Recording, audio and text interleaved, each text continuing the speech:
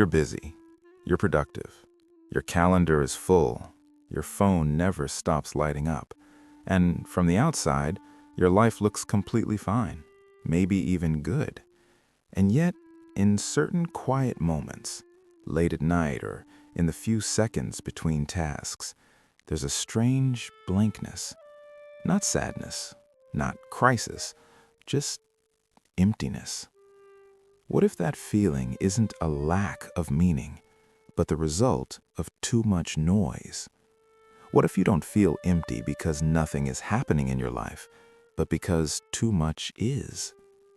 From the moment you wake up, your attention is occupied. You scroll before your feet touch the floor.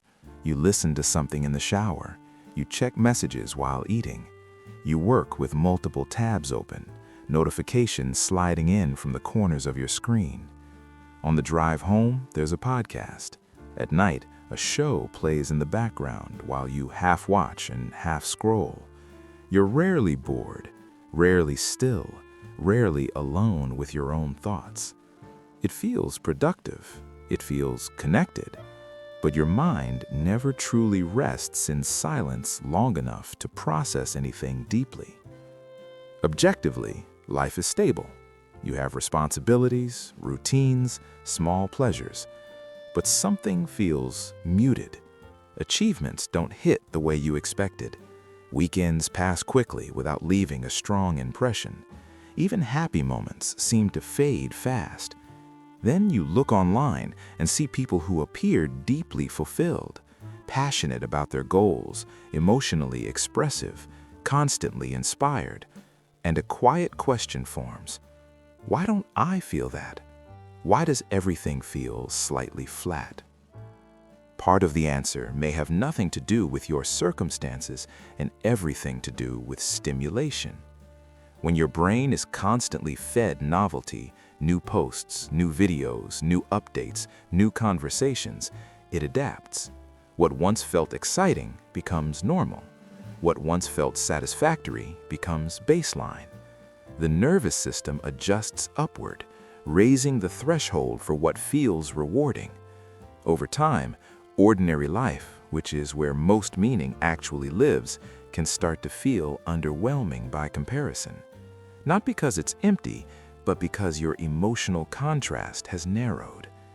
When pleasure is constant and distraction is immediate, there's no space for depth. Boredom disappears, but so does reflection. Silence disappears, but so does clarity. Without pauses, you don't fully register your own desires. Without stillness, you can't hear subtle dissatisfaction or quiet longing. Everything blends into one continuous stream of input, and that stream can feel strangely hollow. Emptiness in this case isn't dramatic. It doesn't scream. It whispers. It shows up when the noise briefly stops, in the shower before the music starts, in the car after you turn off the engine, in bed when the screen goes dark. Those moments feel uncomfortable, so you reach for something to fill them. Another scroll, another video, another distraction. But the discomfort isn't proof that something is wrong with your life. It may be proof that your mind hasn't had space to breathe. Imagine, just for an evening, turning everything off. No background audio, no multitasking, no quick hits of novelty. At first, it feels restless. Your hand reaches for your phone automatically. Your thoughts seem scattered or even irritating. But if you stay with it, something shifts. Random memories surface. Small emotions you brushed past during the week reappear.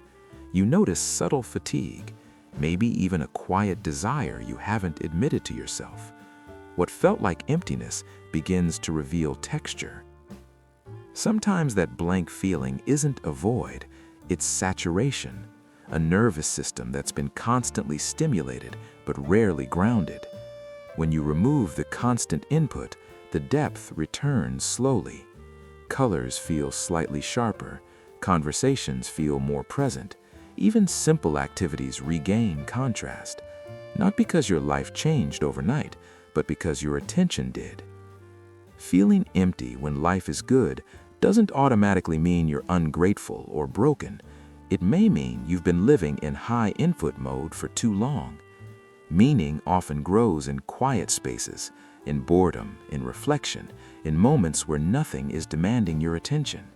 If those spaces disappear, meaning can feel like it disappears too. Maybe you don't feel empty because your life lacks value. Maybe you feel empty because you haven't had enough silence to feel it. And sometimes, the first step towards feeling full again isn't adding something new. It's finally turning the noise down long enough to hear yourself think.